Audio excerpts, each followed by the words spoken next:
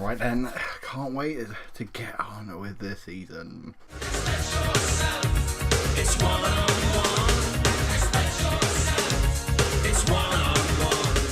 Hello there, One-on-One FM here, and welcome to Season 2 of If It Ain't Stoke Don't Fix It. Just before I spoil anything else, basically go and watch the first 7 episodes of the first season. You'll see our championship season. And I've just spoiled it already. Mainly because of a bit of the screen I'm showing and a bit of that last bit of the sentence. Anyway, eagle-eyed of you might have seen that we have a bit more of a balance. That's because we had a financial takeover in the summer and a new board, and they literally agree to everything I want them to do. We're even buying our new stadium. Brandon Kerr. Very secure job. We've still got tons of money. And we've made tons of transfers. Also, we're playing our first game of the Premier League season. Anyway, we did have 93 million to spend. I mean, I've literally made 9-10 signings. Might make 1 or 2 more, but we've still got 32 million left. And with the board basically saying, yep, you can do this and you can do that. When do I even stop? 600k wage budget. I mean, I could easily go and get someone really good, but for this first season, as we only want Stoke to finish in mid-table, as that is the aim of this stage, to get Stoke unbroke and back to their average mid-table. Probably going to be a little bit difficult with this board takeover, because now they're going to be a bit, wow, a bit good, let's be honest. Anyway, let's go through these transfers. Firstly, let's go and release players. Patrice Evra's on this list, and probably no one else you really know of, unless you are a Stoke fan. Ryan Sweeney rings a bell, but I'm not exactly sure why. Anyway, let's get into them transfers. Anyway, just gone the outs just because you guys can see that already. A couple of players that I just put up for transfer. Cameron McJanet out to Rotherham for 1.8k. James McLean was causing problems in the dressing room, shipped him out to Young Boys. Sam Clucas was having problems with not having game time, basically because he's terrible. Shipped him out to Preston. Charlie Adam was basically Charlie Adam, and we launched him out to Fenerbahce. Moritz Bauer was pretty annoying me, to be honest, with his performances and lack of marking ability, even though his stats aren't even that bad. 3.1 million.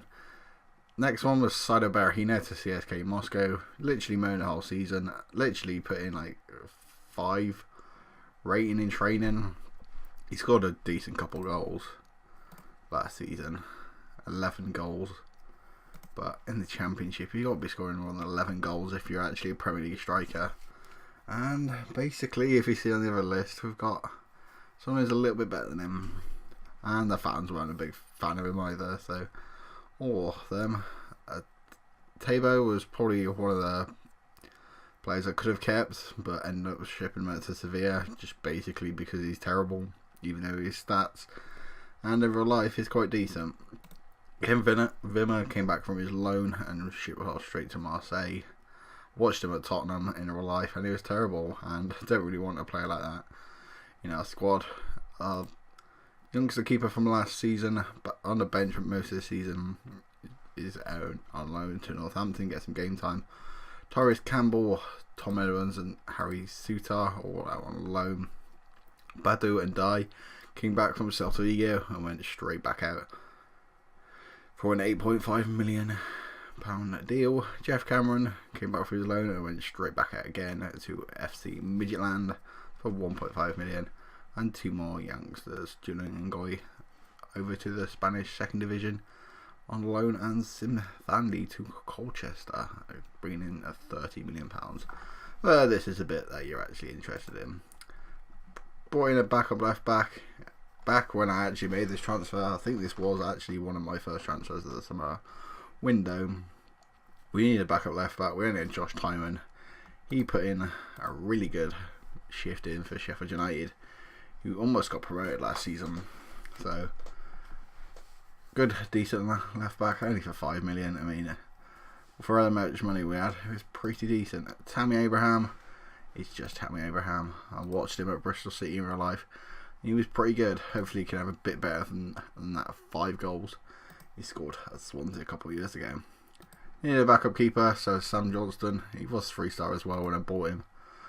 £7 million, only 500k more than West Brom bought him for, and he didn't do too well for them. So I don't think they get promoted. But hey, backup keeper, Axel Tuanzebe. I'm a Man United fan, so I'm just going to bring this guy in. He is an absolute beast in real life. Absolute beast for Aston Villa last season. I mean, 2 goals and assist as well from a centre back. He's pretty decent. Adam Webster, we just had a bit of a defensive problem last season. We're basically having like 3 defenders, and now I think we've got about 7 or 8 centre backs. Adam Webster, bought him from Bristol City, only cost 7 million. Was really good last season at rating real life and on the game. Serge Gnabry was the player that I was supposed to spend loads of money on. Ended up buying, not really wanted him, so I got him for 16 million. But for a player of his quality, that is decent. Spent my record transfer on a Newcastle player, which not exactly the most proudest of things I've ever done. But 20 million for a really good centre back for this level is decent. I would say this is a third keeper, but he's kind of a little bit better than Sam Johnston. There's a couple of other clubs coming in for him. I like Dean Henderson. Decent rating, and could be a replacement for Jack Butland should his 5-year contract not be long enough for him. And then Joe Bryan. We needed another backup left back. You can just tell who I watch in real life just by looking at where these players are from. But anyway, there's all the transfers. I'll just go for a couple of things that I can remember of usually doing. I'll go for a schedule at the moment. Start off at Bournemouth. Oh geez, Arsenal and Chelsea in the first 3 games. Last 2 games are decent. Preston and Wolves.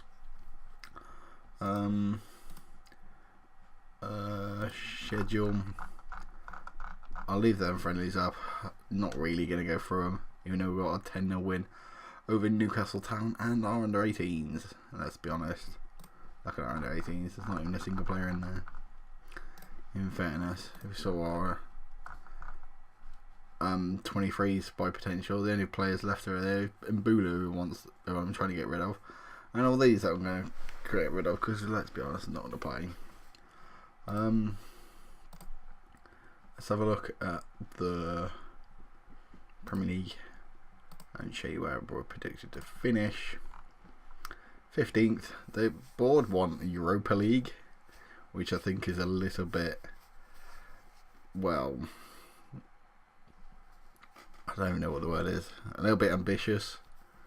Since we've got all these teams, I'd say probably that top 8 are all better than us. West Ham, maybe on the day, and Bournemouth, who I think actually, yeah, won the FA Cup. I mean, oh, wow. Anyway, we are against Bournemouth. This is a team that we are going to play. Jack Butland in goal as usual. Back 4, familiar faces in this side. Josh Tymon, Ryan Shawcross, new record signing Jamal Lascelles with Dalot right back. I'll just leave this on so you can see their ratings, star ratings. In midfield, we've got familiar signings from last season. Joe Allen, Ryan Woods, Tom Ince and Andres Pereira, along with Taze Chong back online from Man United, and Tammy Abraham with Dean Henderson, Adrian Mariappa, Tuanzebe, Joe Bryan, Brownhill, and Powell and Afogo on the bench, and a couple of players in reserve. So it's going to Breeze injured for about 12 days to 4 weeks, and Man Lanzini is out for about another 5 to 8 weeks. So anyway, let's get into this first game of the Premier League season. Hopefully we can get a decent result from this. As long as we don't get bad 4-0 or lose by more than 1 goal, I'll be happy. I mean, that's exactly what you want to do when you're aiming for a Europa League position. First couple seconds, corner, headed away. Lewis Cook's got it on the ball. Decent technical play out to Josh King, who has picked up an early knock. Not sure if he's going to have substituted, but doesn't look like it. If he's going to run through our team and hit that shot over the bar. Andreas Pereira, decent at free kicks. That one was decent. Begovic couldn't get it first time, but picks up the loose ball for second time. A goal line technology yet again. Sorry if you know that dog in the background. Apologies if you can. Josh Tymon to Woods. Joe Allen out to Josh Tymon. Ross doesn't really get anywhere. Woods to Allen, edge of the box. Not really known for his goal scoring abilities. I'm not even sure if he actually scored in the whole of last season. I mean, if he scored in our first game of this season, I wouldn't have moaned, but when are you going to moan when a player's going to score goals? Josh King towards Stanislas. Decent player. Cross straight into the hands of Jack Butland. Towards Abraham. Just bounces past the Bournemouth team. And I might just spit across the screen trying to just comprehend how Tammy Abraham just hit that straight at Begovic. Delo forward to Allen. Woods into the box. Back to Josh Tymon. It was a bit of a weird pass. Fraser cuts it out though. He's got very good pace, but Tymon recovers from Woods' error. Woods just standing there with the ball, not sure what to do. Not being pressured, so don't see the problem with that. Andreas Pereira to Ince, to Tae Chong, and there is the reason why we secured him for a second season. Just the amount of goals and assists he gets. Like, Tom Ince crosses the ball a lot, but if the striker doesn't get it, he's on to get it. Please don't tell me that's Renato Sanchez. Number 85, so it actually might be Josh King's pass, number 23. Not sure what the kit numbers are. It's the post, and I thought Ryan Shawcross was going to put that in his own net. Corner for Bournemouth. Stanislas seems to take it. We're all back post. Andreas Pereira looks like he just headed that out, but it is a goal kick. Hadajanai, surprised I pronounced that to be honest, towards Sanchez in the second half. An hour gone. Bournemouth having the ball now. We've been the better side, but Bournemouth very good on the counter attacks, especially with pacey players. Stanislas, one of them, hits a fizzing ball, not really testing Jack Butland. We're back on the attack now. Lascelles short to Woods, forward to Diogo Dalot. Not really going to beat his man. Puts forward a pretty poor cross. Renato Sanchez towards Dom Solanke. And what's he going to do with it? Shoot wide. Typical Liverpool player. Is he bad? Dom Solanke was on the whole game, and that's the only time I actually realised he was actually playing. Josh Tymon to Woods to Andreas Pereira. Forward to Allen. Forward to Tom in the direction of Tom's. I can't remember his second name. Tom Ince. Forward to Chong. Not really his right foot is his best, but puts it forward to Tom Ince, who forces a corner from Asmir Begovic. Corner from Andreas Pereira. Better than Barahino taking him, let's be honest. Tae Chong. Free kick given. Apparently he pushed him. I mean, okay.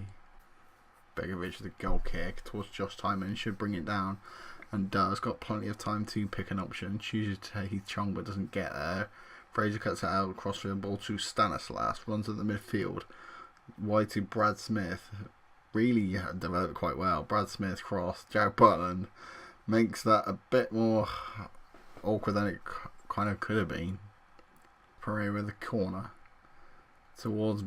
I don't really know who that was towards, to be honest, but it reached Asmir Begovic. Like 10 seconds left now. Towards Jordan Ibe on this right hand side. Good. Backwards more than forwards, than good for us. And there is the full-time whistle. Just look at these stats. To have 21 shots and stop them from even having a shot on target to a team that actually won the FA Cup last season against Man City. I mean, I'll take that. If we're going to put them performances in all day, then that Europa League position might not be as big of a dream as I thought. Tom Ince is only out for 13 days. It's only just under 2 weeks. Shouldn't be too fine. Joe Bryan can play a bit of more football in the future. Alright, Well, I've got the longest press conference in the world, man. And there is the league table after one game. It's currently sit just behind the European position, so it's apparently 7th as well. I mean, not sure how that works, gonna have to look into it. But anyway, that is the end of today's episode. Rate my signings out of 10. There they are again. Rate my signings out of 10, and basically I've got money to spend. Another 30 million. Here is my squad. What do I need to improve on? Anyway, that is the end of today's episode. Thank you guys for watching, and I'll see you guys later. Tell me pretty lies, look me in the face. Tell me that you love me, even if it's fake.